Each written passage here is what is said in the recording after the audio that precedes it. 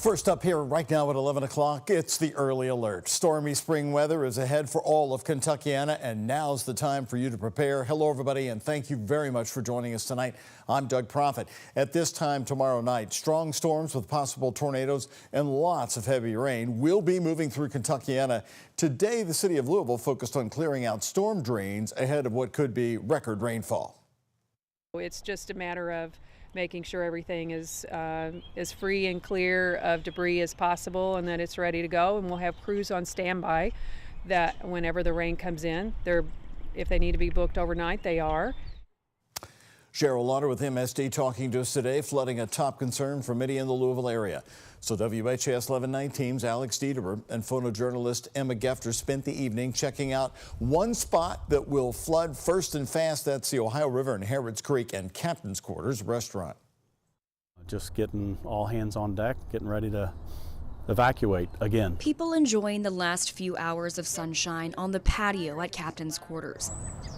Birds chirping, flowers flowing in the breeze, the calm before another storm. We're not out of the woods yet. Soaking heavy rain, strong winds, lightning. Some storms could bring hail and tornadoes, warns Emergency Management Director Jody Myman. It's been a long time since the city's faced anything like this, the state's faced anything like this. But for Captain's Quarters co-owner Andrew Masterson, the rains and then flooding to come in the days through the weekend have him on edge. So it was disappointing when we got the news, but there's nothing we can do about it. The restaurant sitting on the Ohio River and Harrods Creek wasted no time getting their preparations underway, a system they've got down to a T. We've been through it enough that it's just part of being on the river and running a business on the river. And overturned tables and chairs here at Captain's Quarter, but they're taking the higher ground.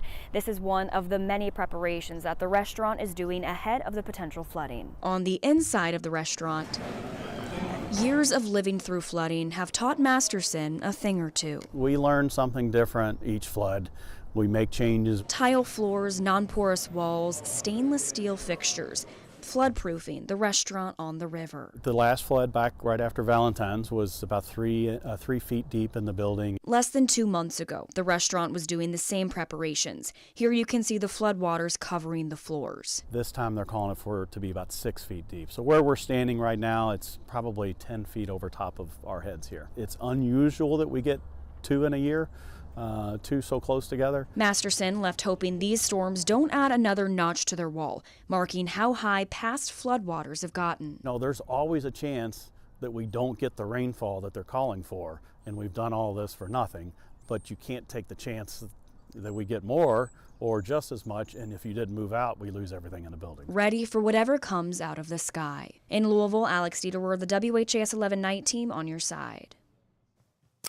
We do want to point out, of course, the rain's not in the area yet, and Captain's Quarters told us that they are staying open through tomorrow, and then they're going to be closing up starting Thursday to deal with the storms. Masterson said that they'll open back up as soon as they are cleaned up. Right now, here on the night team, I'm joined by meteorologist Danielle Moss, who has been giving us updates since our earlier newscasts. And Danielle, tomorrow night, how long will the tornado threat be present so late for us and into the overnight hours? Well, Doug, the initial threat could start at 9 to 10 p.m., but usually the National Weather Service will issue those watches and warnings earlier to prepare you all. So you will definitely have that tornado watch maybe around 6 or 7 o'clock in place for those overnight storms. Here's a look. This is the calm before the storm. Like you said, no rainfall here yet. It is a beautiful night. Today, our high 60 degrees, a little bit below average, but don't you worry. Tomorrow, we are going to be well above average with a high near 80 degrees. And unfortunately, that's going to fuel some of these storms as they roll in tomorrow night. Strong storms are possible, and then heavy rain. So there's a large flooding risk that we are tracking for the rest of this week and headed into most of the weekend. The weather impact alert is for Wednesday night. Severe storms are definitely possible. Make sure you have multiple ways to receive warnings. That is the most important thing. Make sure you charge your phones ahead of time because it is an overnight storm. So whenever we see these overnight storms, you might be sleeping when they first arrive. So make sure that you are prepared. Let's time it out for you. Wednesday's not going to be a complete washout. In fact, in the afternoon hours, That's when we're going to see those temperatures really shoot up. Then as we put our futurecast into motion around 10 p.m., that is when the main line of storms will be approaching our area. This is the updated model run, but you can see it's still holding on to that organization along the main line as it passes through Louisville around midnight on your Thursday. And then heavy rainfall will continue periodically throughout the day on Thursday. So multiple threats, multiple things that I'm timing out, and I have more details coming up a little bit later on in the newscast. All right, Danielle, thank you very much. We'll join Danielle again in about 15 minutes here. WHAS11 News has learned that Louisville's oldest Ford plant will soon have an historic changeover for the first time, moving from gas-powered cars and SUVs to electric vehicles. The Louisville assembly plant opened in 1955 down by the airport. In an exclusive report, we've learned it will temporarily shut its doors sometime in late 2025 to remodel the inside of the factory. It employs about 3,000 Ford union workers currently here in Louisville. UAW Louisville chapter president Todd Dunn gave the new details to WHAS11's Isaiah Kim Martinez. They will take every single thing out of that plant. They will gut it, and then they'll come back and put in all new lines. It'll look like an empty warehouse. They'll go in and take everything out, and then they're going to redo the whole plant and set it up to build an all-electric vehicle. Dunn told us the renovations could take 8 to 10 months with employees laid off during that time. We are told their jobs will be protected, though, and they'll return to work once the new production starts back up. The move is to retool the Louisville assembly plant to make a new Ford electric vehicle model. It'll coordinate with that massive electric battery plant being built in Harding County, just about 45 minutes south on I-65 from the assembly plant. Now, we asked Ford to confirm these plans, and right now the Louisville assembly plant makes the Lincoln Corsair and the Ford Escape, both being phased out after the 2025 model.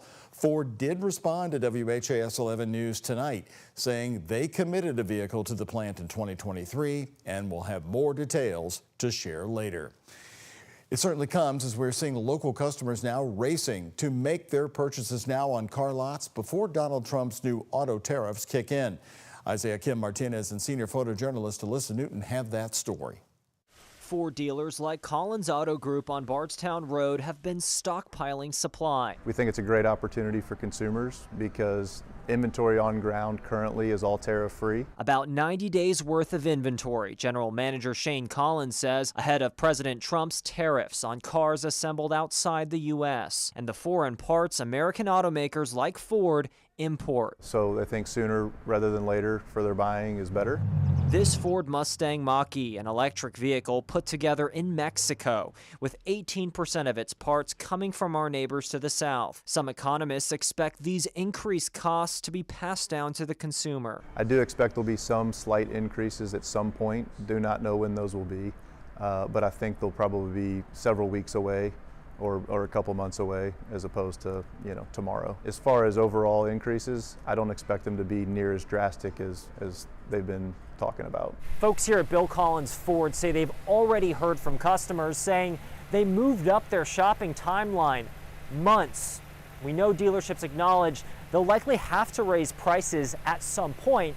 The question is by how much? The affordability of it. Yeah, you can afford a better car now, obviously, than you can when the tariffs hit because it's going to cost more.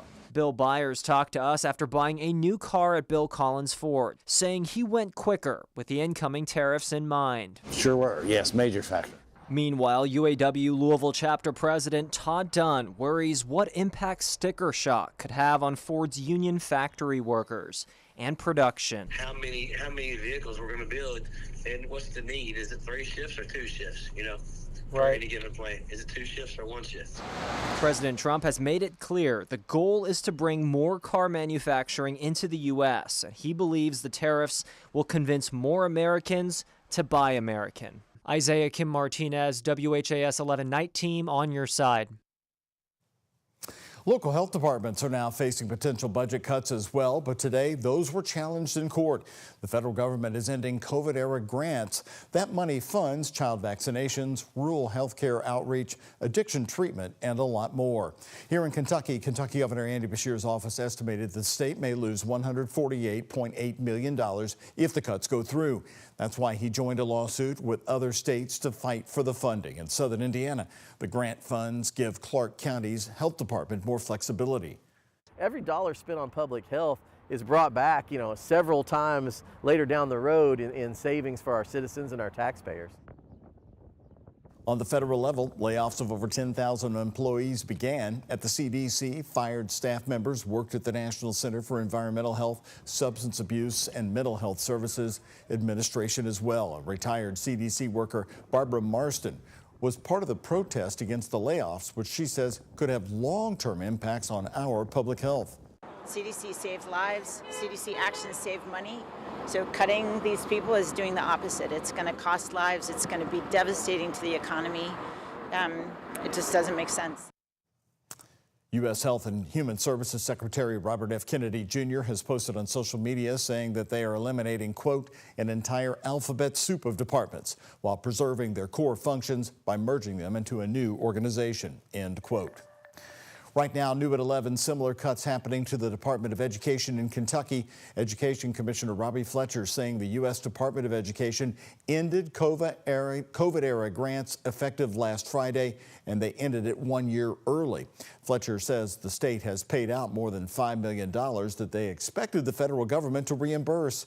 He said there are now 13 districts with $34 million money earmarked for construction projects and bus purchases.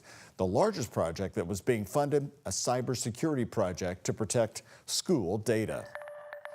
In Indiana, the legislature is considering banning the advertisement of marijuana on billboards. Marijuana is illegal in Indiana, but border states, Michigan and Ohio, have legalized marijuana.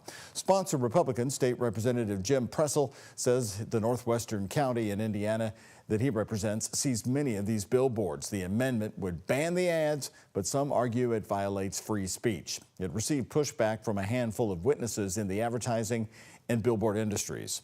Anybody have one of these? All you have to do is Google nearest dispensary, and that will pop up and it'll give you all kinds of dispensaries closest to you. It'll tell you how to get there. It'll tell you what their products are. So when everybody has this in their hand, I see that as a greater threat actually than a message on a billboard.